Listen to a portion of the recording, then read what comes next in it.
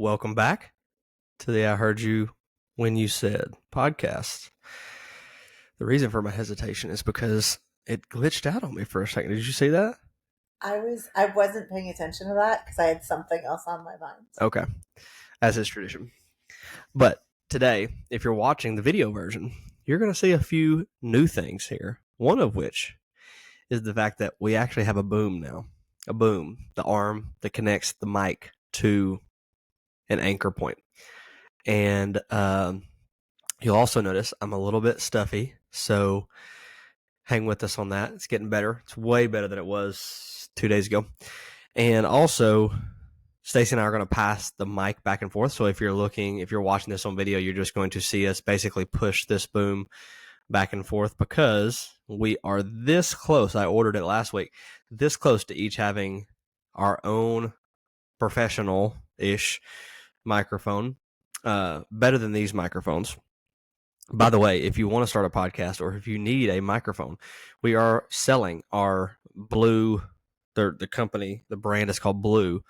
They're not actually blue; they're black. But we're selling our Blue brand microphones because we will be getting specific microphones for podcasting with a different input and a different way to do the sound and things that you don't care about. But if you are in the market for those, we would be happy to sell these to you.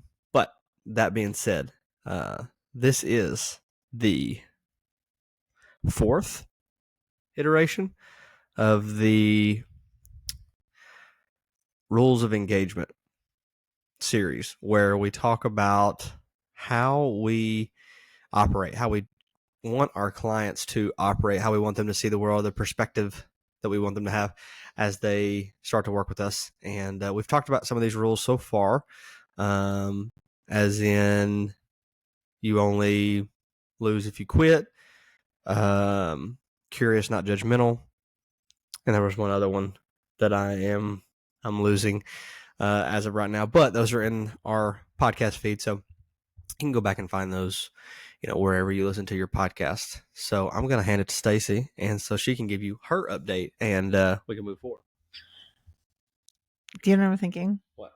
That it's been a long time since I sat next to somebody and just passed something back and forth. And the last time I did that, it was not a microphone. It wasn't a mic. It was not a microphone.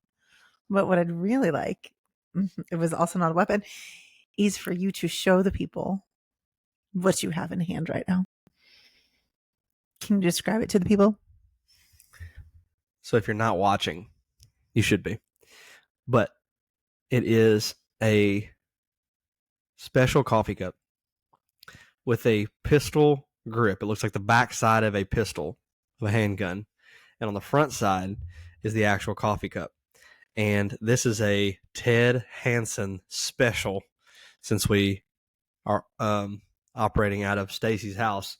And this is what I chose to drink my coffee out of today because I just think it looks cool. And, we're gun-toting Texans now, all of us.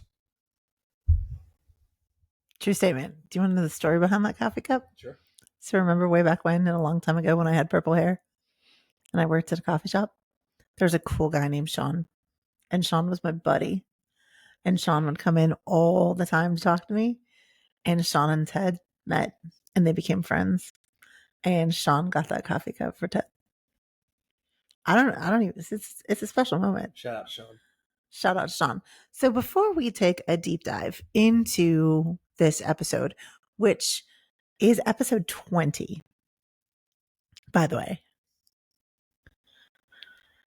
episode 20. Continue. He doesn't believe me. I believe it's episode 20. He's double checking that we are not doctors. We do not play them on the internet. We are not therapists. We do not play them on the internet either. So anything we say cannot be used against us in any way, shape, or form, and you should consult with your medical or therapeutic professionals for anything that you may need. This is just a conversation between the two of us that makes us happy and makes your life a little bit better. Am I right yet? I feel like we should have Jeopardy theme music while you're looking at this right now. On YouTube, it tells you. This is 23. 23? Yep. 23. So we have surpassed. 22 if you don't count the rebroadcast. Okay, I don't count the rebroadcast. 22. Yeah, I don't. Still number 22. Okay, 22. Here's why this matters.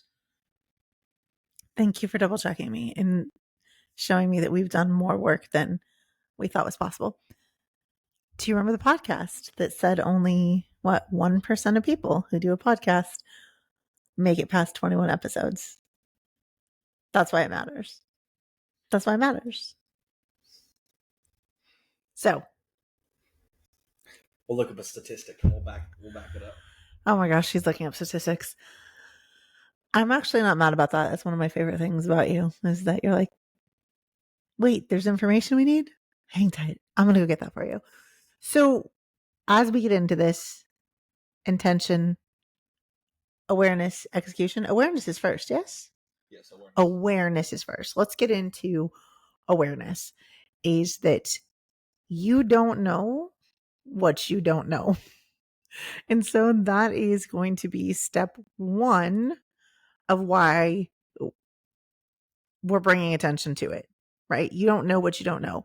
And you've probably been in a situation where somebody said something about you and you're like, oh my gosh, I wasn't even aware that I did that. Now, once you're aware of it, you could do something about it. But if you're not aware about it, you can't do it at all. I remember my friend Jason, who him and his wife own the jiu-jitsu studio back in California, knows my tell. That when I want to say no to something, but I actually say yes to it, I look up to the left. And so there was a day he was asking me if I wanted to do something. And I said yes. No, you didn't. Jason was asking me if I wanted to do something.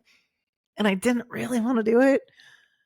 And he's like, I know you don't want to do this, but you're just saying yes because you're nice. And I'm like, how do you know that? And he's like, because when you want to say no, you look up to the left. And I was like, holy shit. Like, I do that. So once I became aware of it, I became super intentional to take action that no one would see my tell. Now, that's a small thing, right? But it's just a little fun example of when you don't know that you do something and you become aware of it.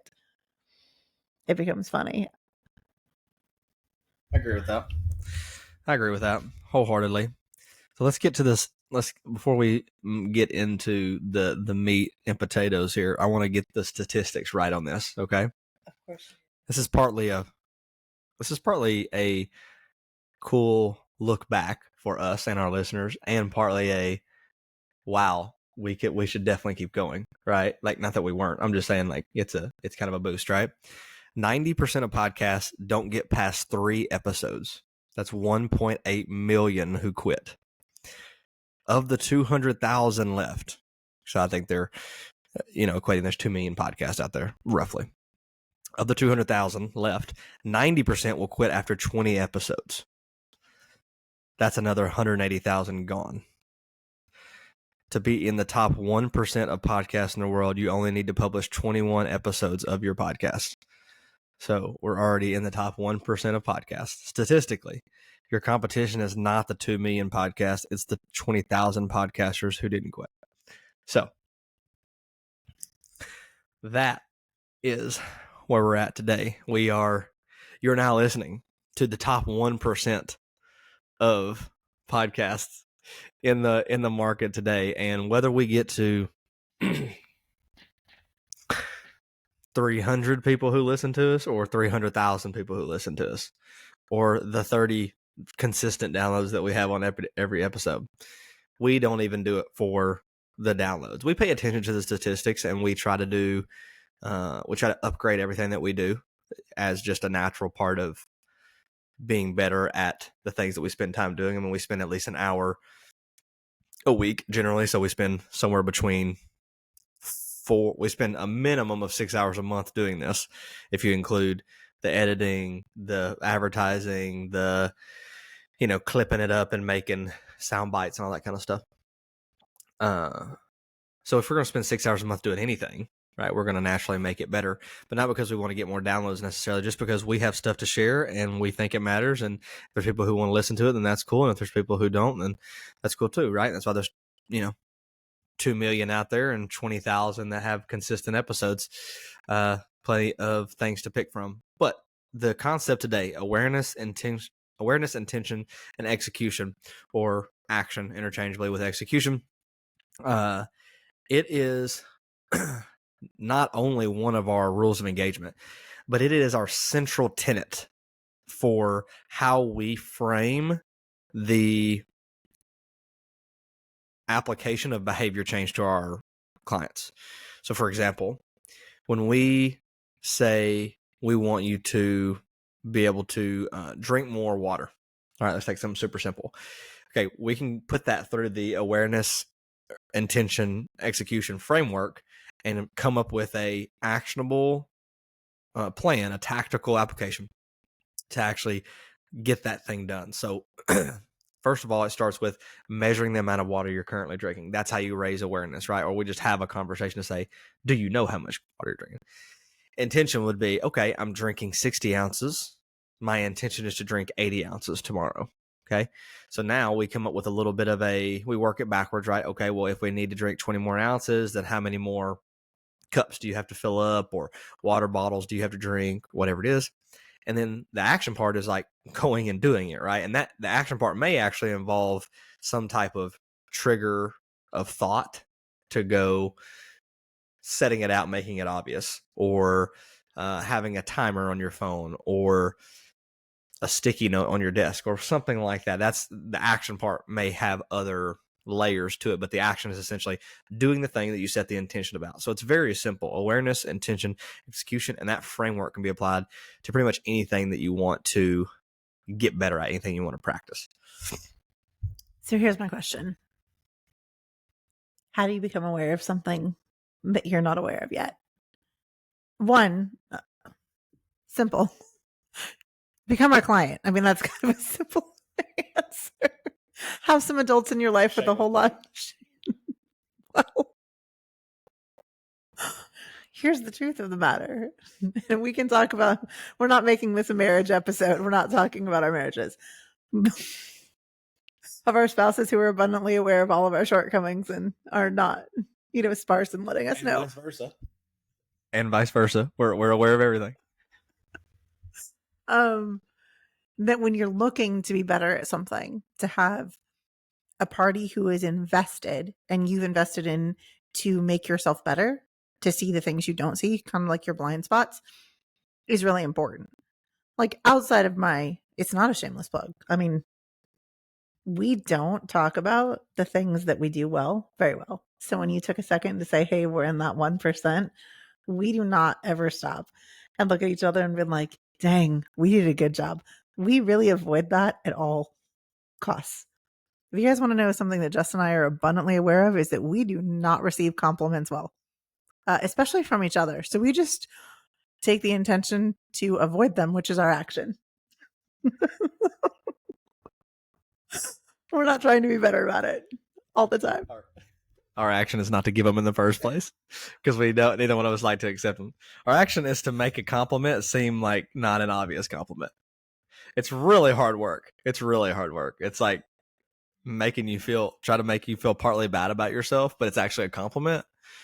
It's kind of like, you only mess with the people that you like, that type of thing. That's what it is. We're also really good about doing it in nonverbal ways. Only positive emotions and love are shared in Instagram memes. It's never going to be out loud or in person or face to face, because that's just not an intention and action. We called it out yesterday. I know you did yesterday too, and I just liked it. I am not going to acknowledge this. One of us is going to turtle really hard, so we're just going to pretend that none of this just happened. No, I watched you. I saw it. I see you. Thanks for bringing it up on a podcast. No problem. It's just us in here. Okay, bringing it back of You need somebody who can see your blind spots. It takes a lot of work and self-awareness to not only notice where your flaws are or your shortcomings, or even I call them your crappy coping mechanisms or your bad habits, to be able to execute on that. So it's usually why people hire a coach, because they're like, hey, I don't see what I don't see and I need some help seeing, and then help me get there, which is really what we do. So, but that's my perspective on how do you become aware of something when you're not aware of it. What would you add? I think it comes with the first thing that I would say is the catalyst to developing awareness is assessment of where you're at. So it takes some humility, it takes some space, it takes some just a prompting by anybody or something to happen in your life to take a step back and go, well, where are the things I need to clean up? What do I need to get better at? And some things are very obvious. Like if you're a little bit overweight, you're then obviously there's some things physically that need to be tightened up about your lifestyle, right? If you are find yourself getting mad at the wind blowing, then there's some things obviously that are, and it might not be obvious to you, right? It might not be obvious until somebody brings it up and your ego gets really loud and you're like, I don't do that. So this is us on the podcast telling you, yes, you do that. If you think you do, if it's itchy, if it's a friction point for you, you do it. There's an aspect of truth to it, right?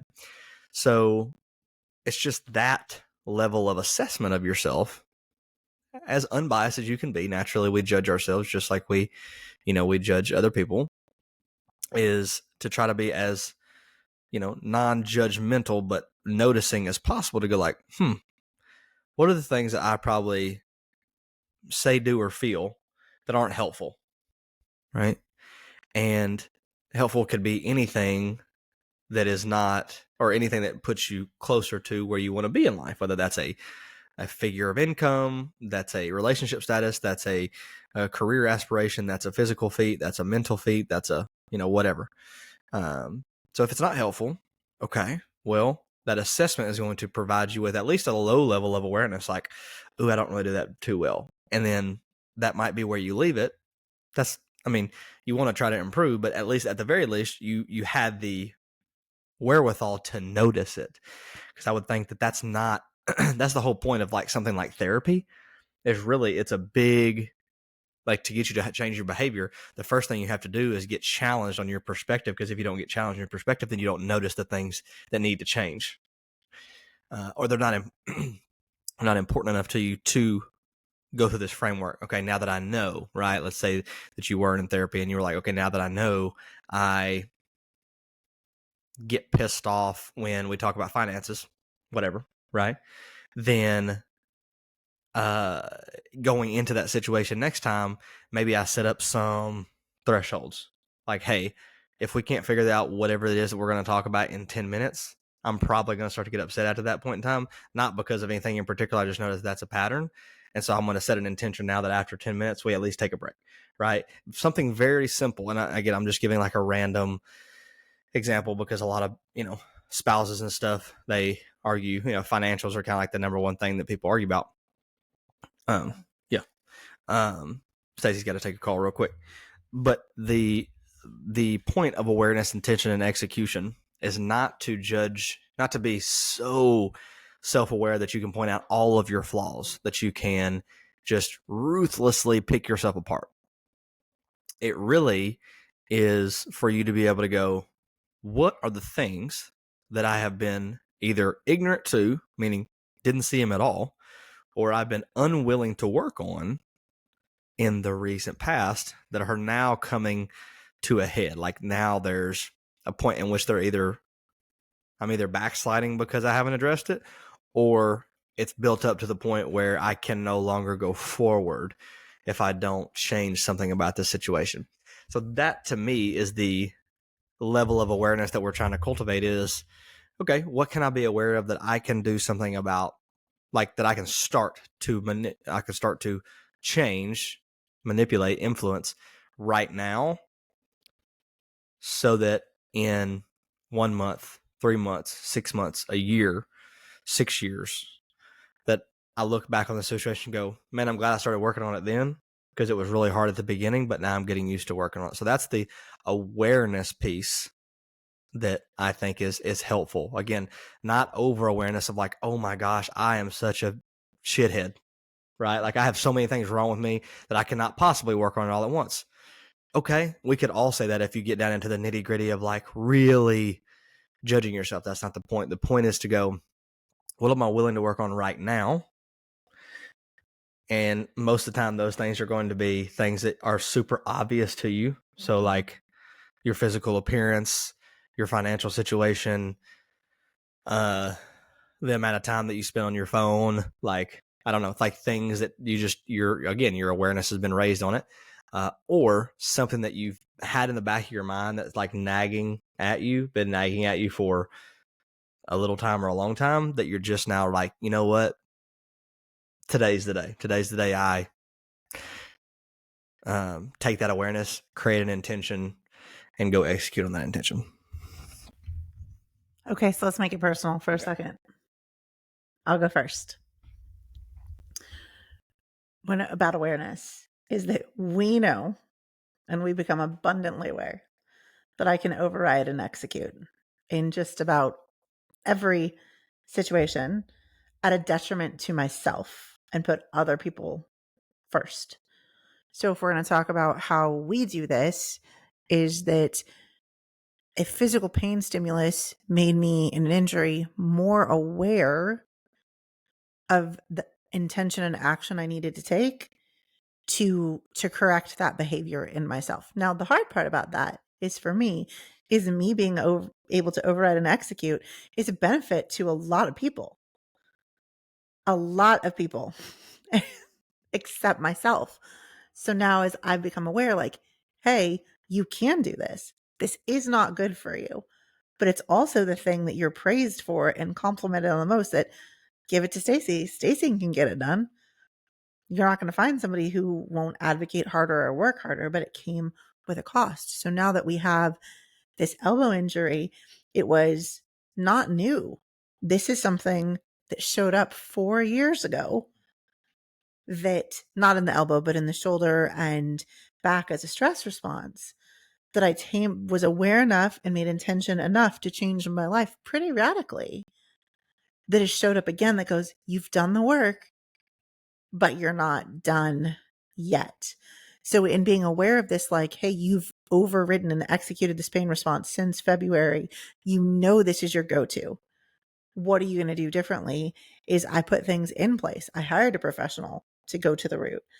We adjusted our life and our schedule and the way that we do business to be like, hey, we're going to intentionally pull back and slow this down. And that's just for me, the thing that I'm most aware of. I think also from my perspective, hyper aware isn't maybe the right word, but I'm super aware of my shortcomings.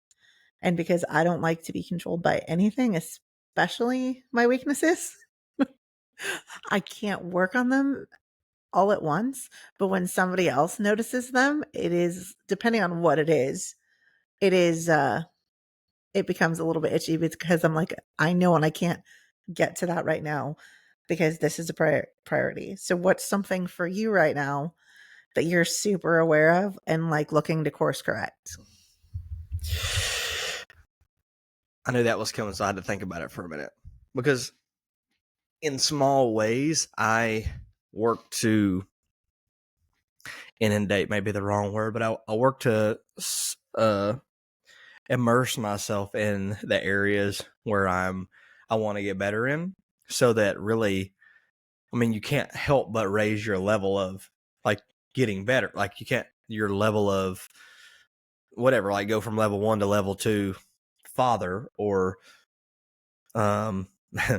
or coach, or gardener, or bird watcher, or whatever.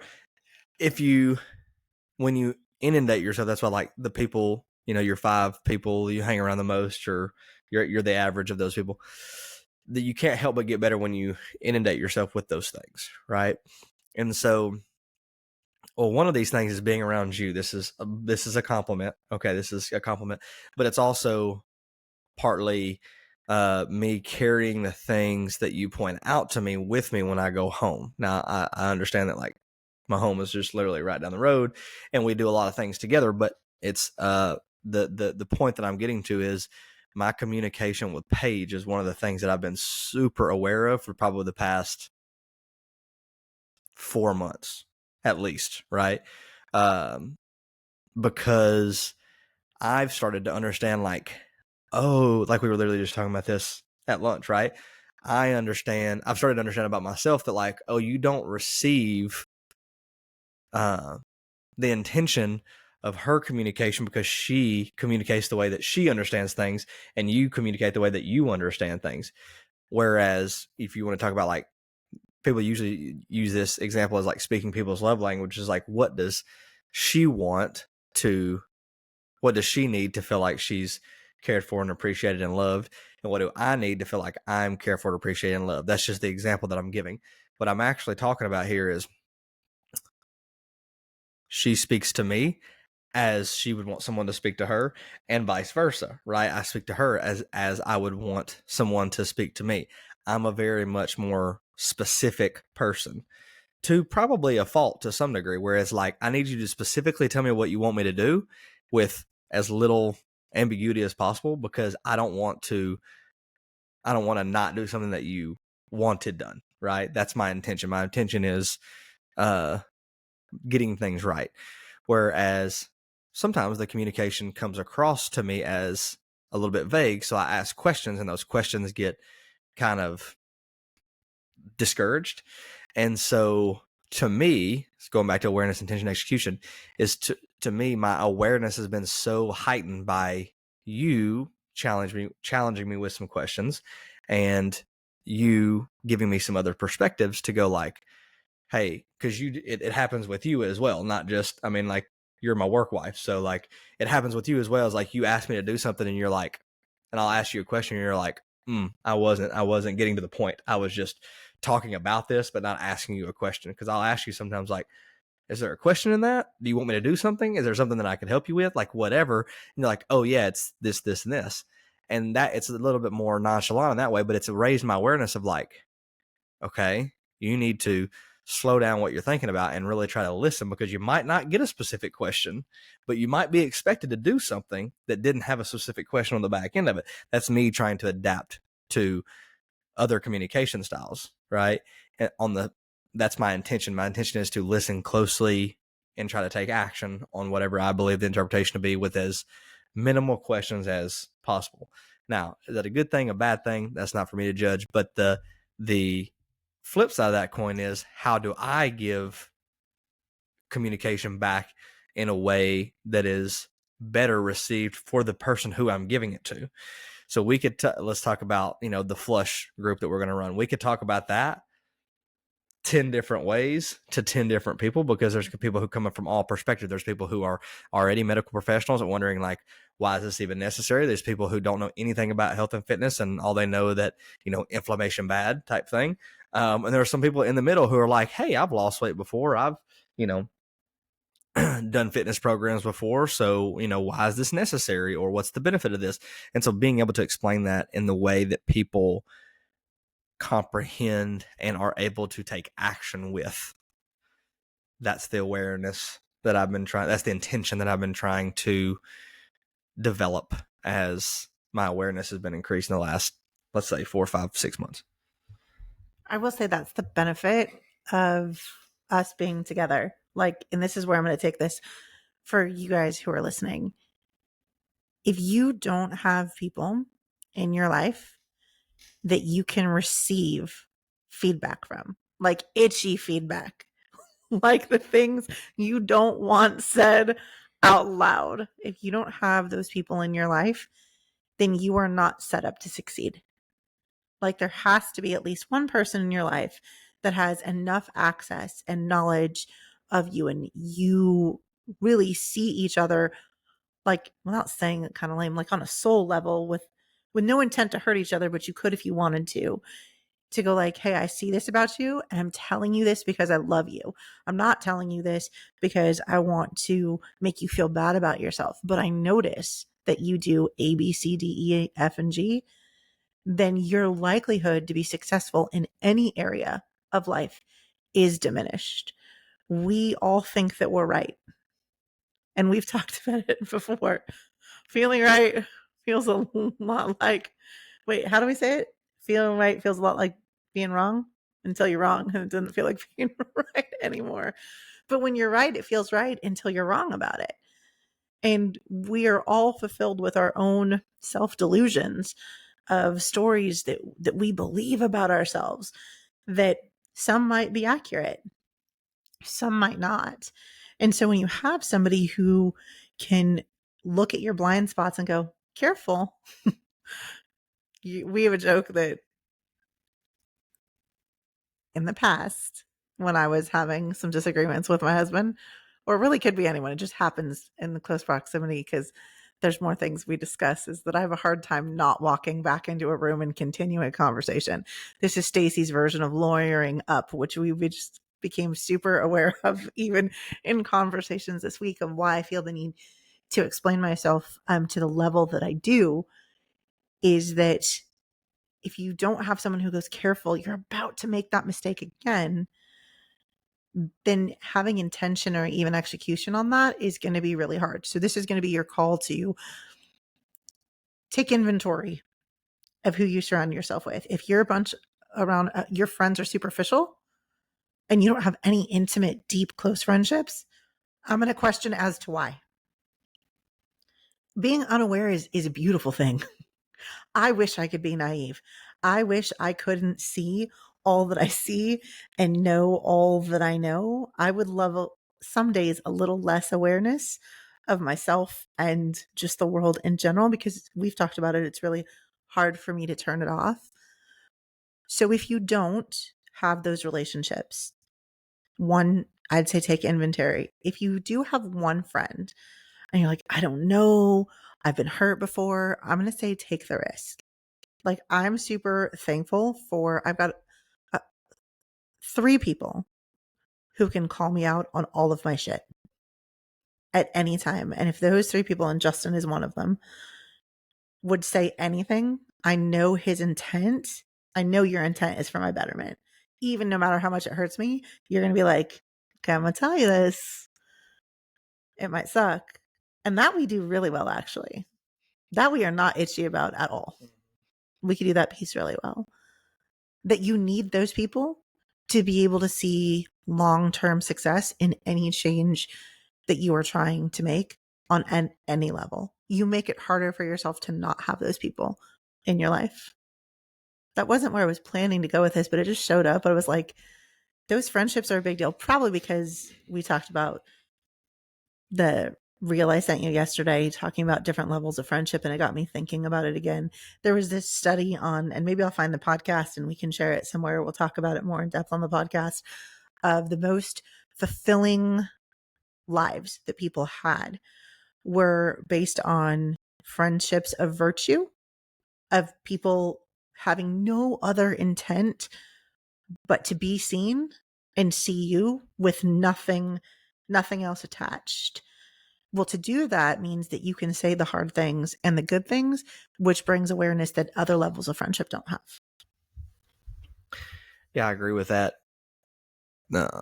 Especially on the friendship level, is because there's nothing wrong. Also, too, it talked about other types of friendships, right? Like transactional friendships and stuff like that. And there's nothing wrong with those. Like, not everybody can be your best friend. That's another problem that people have, is they want to get close with every single person they come in contact with, and there's not enough to go around. We're closed for applications. We're not taking. Yeah, best friend applications are closed.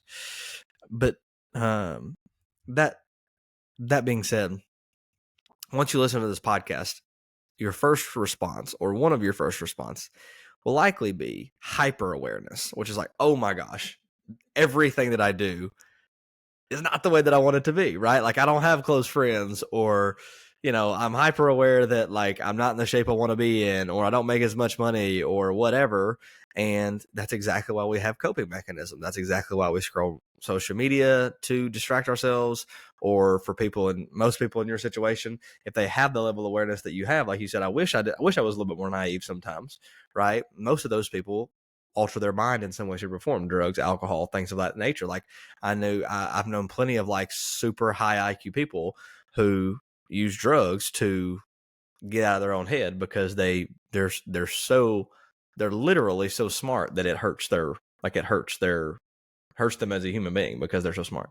And this goes into much deeper topics of anxiety, depression, and things of that nature. What I'm trying to get at here on a very fundamental level, because I don't want to venture off too far into the weeds, is once you become hyper aware, my next call to action for you is to stop and think about one thing that if it were better, everything else would be easier or unnecessary to get better at, right? If let's say you have 5 things: my physique, my finances, my career position, my relationship, and my my friendships, whatever. 5 things that you want to improve, right? Okay, which one of those things, if you were to make intentional effort on it starting right now, starting today, ASAP, would make the rest of those things easier to take action on or unnecessary to take action on, because now you have scratched the itch of whatever was bothering you. And so let's say, for example, that is improving your physique, right? And you want to start to take action on that. And by taking consistent action on that, you actually garner the confidence. And this is why people say health is like the number one thing to work on, is because you actually garner the confidence to be the person who's going to make more money. So now you're not worried about finances, or you start to act in a way where you stand out to other people who have your same job opportunity, and now you're not worried about career advancement because now you're in the upper echelon of people in your career, or that makes your relationships a little bit easier because you start to develop relationships with people who think like you, because now you're putting yourself in a different category than the people that you were friends with, right? I mean, it gets a little bit more, that gets a little bit more into, social dynamics. But what I'm getting at is when you become hyper aware, come back to, okay, all these things, there's a bunch of things. I would probably write them down. I like to trap things on paper first and foremost, so that you know how your head's not swimming in, because you can't think about what you're thinking about without trapping it somewhere and having a way to organize it. So put it all down on paper. What do I want to get better at, right? And then out of those things, what are the top 1 to 2? And I would lean closer to 1, but what are the top 1 to 2 that if I was to starting to improve this thing right now, everything else would be just a little bit or a lot of bit easier or unnecessary to improve on. So that's going to be my fix for overthinking about this, right? Because a lot of people, ourselves included, in terms of increasing your level of awareness, like I battle with this every single day. What do I want to do today? Do I want to work on um, um, spending more time with functional nutrition education so that I can get better at that? Or do I want to take action on advertising for my business, right? Or do I want to take action on, trying to set up some type of plan to, grow my relationship with my son? Like there's like a million different things that I could do or start working on when I wake up every morning. So having an intention to go like, though, this is what I'm spending time on, at least for the next hour, or at least for this half of the day, or for this day, or whatever the thing is, depending on the situation, then that creates that intention. And then I just go take action on that thing, whatever makes sense for that day. Sometimes that intention is playing with my son at the park, and the action is going to the park and playing with my son. And to me, I know it sounds like weird and maybe, something I'm still working on. To me, that's kind of itchy because I don't see that as being productive, right? But I'm also have to counter that thought with, yeah, but this is productive to your 3-year-old son because his idea of connection is playing, right? And so just because you're an adult and you've forgotten how good play is, right, which is another reason why, you know, having children around is a good, counterbalance to taking yourself too seriously. This is what matters to him. And so that's a counter thought to me being like, oh, I'm trying to grow a business. Oh, I'm trying to do this and this and this, as if time is running out, right? Or when really the time that's running out is the time that he's 3 years old. And so I'm just telling that story in a way to say what you think matters is probably a little bit off kilter. So write it down, create some awareness, create one intention. I'm going to wake up in the morning and drink a glass of water, right? Something super simple, and just go take action on it. And then the next day, recalibrate. What do I want to do now? Do I want to take action on the same thing? Likely it's going to be the same thing. Keep doing it, keep doing it, keep doing it. And when you come back to it, like I said, you look up 1 month, 3 months, 6 months, whatever later, even if the action has changed, the intention is probably still there. And you're a lot farther ahead than you thought you would be. I really like that. We also have much different perspectives of park play. You're right. But I like that we do it together because it is that balance of what is productive. Because that's some of my favorite times when we're at the park with him, and that we get to still work because we are both very aware of how much of what we love what we do and how important it is. Not just that we love it, but like every day we get to the dopamine hit that what we do matters. And so me just being a tiny bit older and looking at kids who are making slightly adult decisions. I won't disclose adult decisions that are being made, that they're entering their next seasons of life. I love getting to spend that time with Kason because I am abundantly aware of how fast that time goes. Like, and so to have that mirror of getting to watch you experience it for the first time, I'm like, hey, slow down. We've got plenty of time. Even when both of us are looking for cottonmouth at the pond going, nobody, we're not doing that. Okay. I love that you're bossing two adults around, but we're not doing that today, buddy. But it made me think as we wrap this up, to combat the hyper awareness, and this, because you brought it up, and so I want to touch it for a second, is the intentionally slowing down. And if you guys don't know that we also do Instagram lives every Monday around 11:15-ish Central Time. And today we talked about regression is progress. And if you listen to this and you're like, your heart rate is elevated, and you're like, there's so many things I want to do, and you're aware, it is the one thing.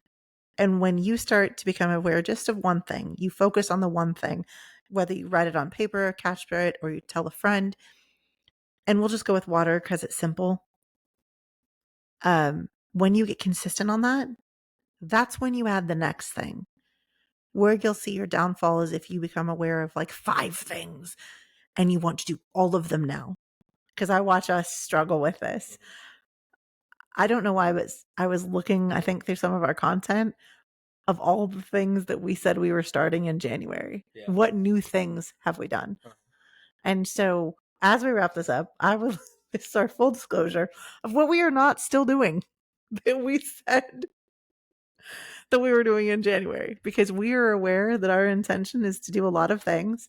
And we've learned over the course of the last 8 months that we get a little excited. We get a little excited and think we can do more than we can.